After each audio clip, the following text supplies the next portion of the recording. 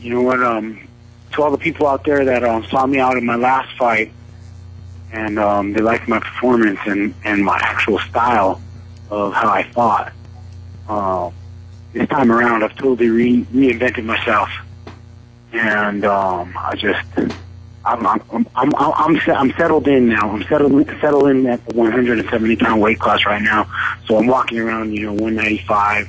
I've been doing lots and lots of weight and just lots of wrestling, and I'm real strong. And I'm used to handling all the guys that are much larger opponents, like Rashad Evans and Andre Arlovsky, and I go with those guys on a daily basis.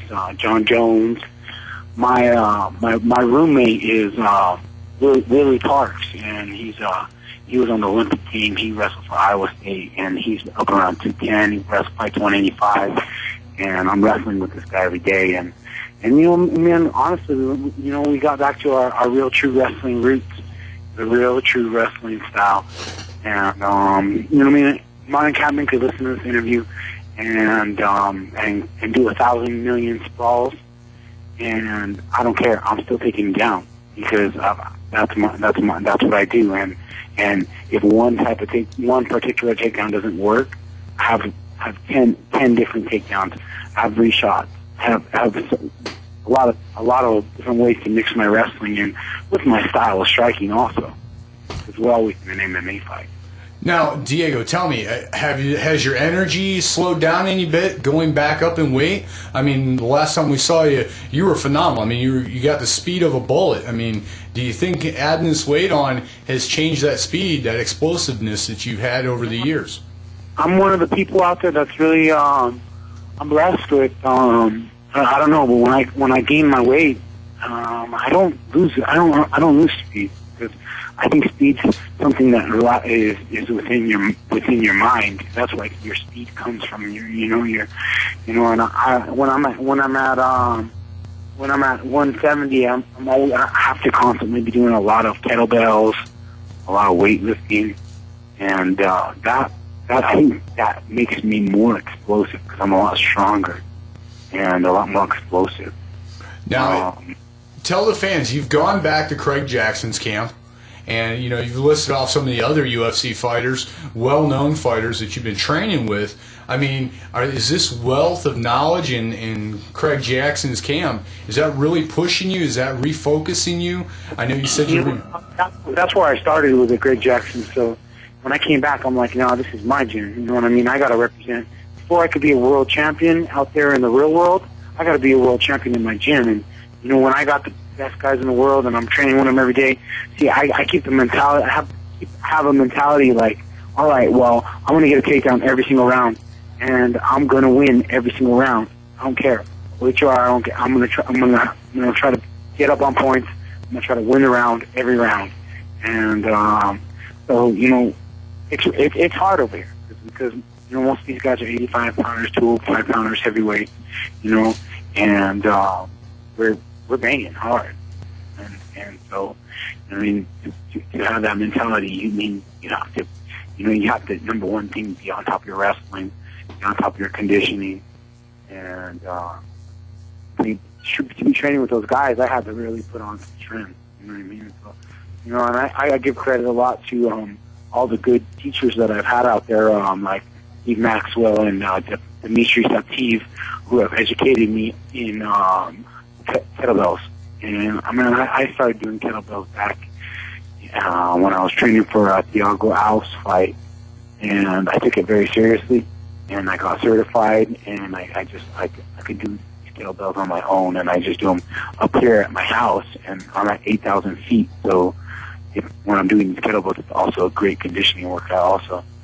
Now, over the years, you've had some, you came off a couple losses. You went up against Thiago and won that in an amazing fashion. And now you're going up against Kampmann. Now, Kampmann is a well-versed striker. He's also really good on the ground. But tell me, do you have an actual game plan that you're going in with? Is there something you're seeing that he lacks that you really think? I know you spoke about the wrestling, but do you feel from your losses, have you learned anything from those? I don't know. I'm really, honestly, I'm like Greg Jackson's the master of all game plans. He puts all the game plans together for all of us at Jackson's. But for me, he kind of just tells me, just to kind of just to be myself and flow, because that's that's when I fight my best. Is when I find my flow, find my rhythm, and he had to reinvent me back to who I was, what I needed to work on, certain things. But as far as ground fighting goes, and submission fighting, that's my era right there. That's what I love to do. I love to go to the ground and beat people up and with jokes and stuff like that. Well, you do have a good, strong ground and pound. Do you feel like your stand-up game is something that you try to work on, or do you look more to try and get someone on the ground? You know what? See, that's what I did for 3 years, is I worked on my striking. But then when I got back here to Greg Jackson's, Greg really just kind of taught me, like, he's like, you're fighting a style that's not your style. And I was like, no.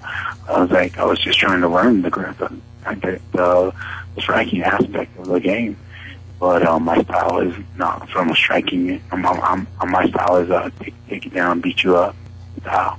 So for me to have my style the most effective is for me to go back to my roots where I started before I was a fighter, and that's wrestling. Right, and very explosive as well. As soon as I left wrestling and went into mixed martial arts, I stopped really doing wrestling. I mean, I'd wrestle, but I didn't go to wrestling practice. I didn't do wrestling drills. You know what I mean? I didn't do stuff that college style training. I didn't do that. I went straight into MMA. So now I'm like, I went back to it, and not only did I go back to it, I fell in love with it.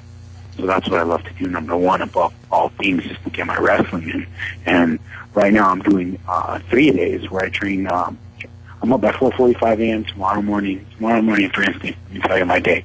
I wake up in the morning, 4:45. I take my supplements and drive into town, go to Valley High School, and we do suicide sprints. I go with the high school wrestling team, so these guys are kids that are 17, 18 years old in top condition halfway through their season, and I'm over there trying to pull. I gotta be the leader. You know what I mean? I gotta have that leadership role with the team, and be a team leader. And so, I'm pushing myself to the maximum. We're doing suicides, and our workouts are like an hour and 20 minutes of just straight running, stairs, bleachers, and sprints, suicide. Then I get a little breakfast in me, something real light. If anything, maybe like a protein bar or some stew or something light. Then I hit up Jackson's, and it's just full-on training over there. Really, we just are doing straight up sparring, MMA sparring, or regular sparring. But everything that I do is with takedowns. No matter if that's how I had changed. That's how I tweaked my style. Was I started training all this boxing, training all this kickboxing. I wasn't using my takedowns, and so now I don't care. You can throw a fit and not want to train with me, but I'm always going to train just with takedowns, because that's what I train for, is for the fight, and that's what I do. So, right now I'm ready. I'm ready, and I'm back to mentality where I'm like, you know what? I don't care who you are. I don't care where you're from. It doesn't matter. I'm going to take you down. Diego, let me ask you a question. Do you give yourself a day off how often do you do that? How often do you say, well, okay, I've been working and now I've got to take a break? Oh, you know what? You do that when you go to the gym and you're like, you're just like, your muscles just feel like they're not working. You're just getting tired, and you're like, you shouldn't be getting tired. And you're like, okay, yeah, I'm about to overtrain. You're saying you do it by feel as opposed to every 6th day or every 12th day you take a day off? No. Sundays are always off.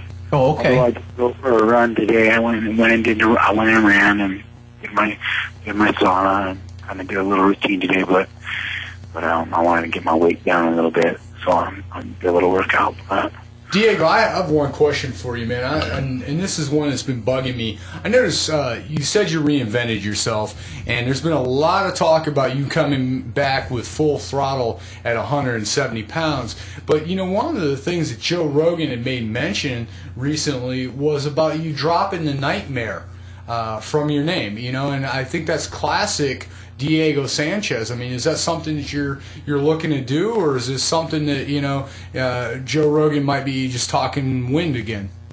No, that's been done. I did that already.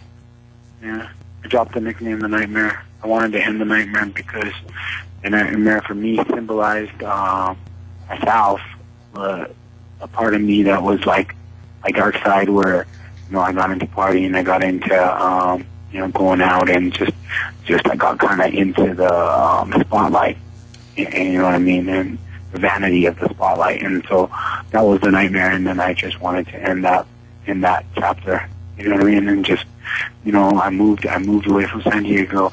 I moved here to the mountains. I'm 20 minutes outside of Albuquerque, and it's so beautiful right now. I'm sitting on my power plate, and outside of the window, looking outside the window, and there's just trees and mountains. And so we're seeing you mature as a fighter. Is that what you're saying in that sense, that you're growing and maturing? 100%, totally. And a different type of focus, and I credit that a lot to my team too, because there's just so many individuals that are focused, motivated, and disciplined. And if I don't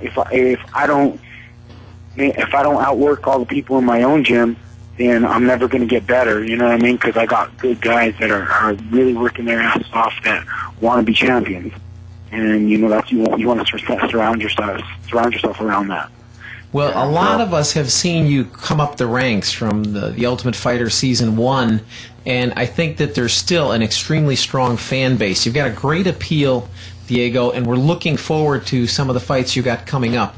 And one of the other fans, one of your biggest fans that's been out there, who has been gracious enough to really follow you over the years and take a real interest in you, and that's I want to make sure you understand, is your biggest fan right now is Penny Joe Buffington. Penny Buffington has been really instrumental in getting everything put together so we could talk to you tonight on the phone, and she is by far your biggest fan. For the interviews, you know what I mean. Sometimes, for me, it's all if I feel like if I'm in the mode for it, you know what I mean. And right now, things are going really awesome. Things are going really awesome right now. I got 5 weeks, like 4.5, 5 weeks left of training for this fight.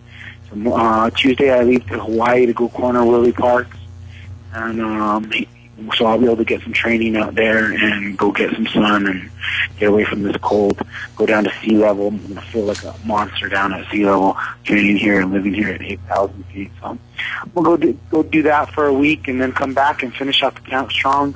Rashad's getting ready for Shogun. So, we've got a lot of good guys in the gym. Everybody's got fights. And, Diego, do you have anybody you want to give a shout out to? You have a website where people can find you? Yeah, that's under the. You can just Google me, you'll find me. Yeah, you know what I mean. I want to give a shout out to just all my boys in Jackson. I couldn't do it without you guys. New Mexico, Albuquerque, Buffington. That's where I'm from. That's what I represent. 505, and. Sacramento Kings, the Maloofs, they've been on me for a long time, and of course just Dana White, UFC, Lorenzo, all those guys. Frank, they we wouldn't have this amazing career if we didn't have those guys doing what they're doing.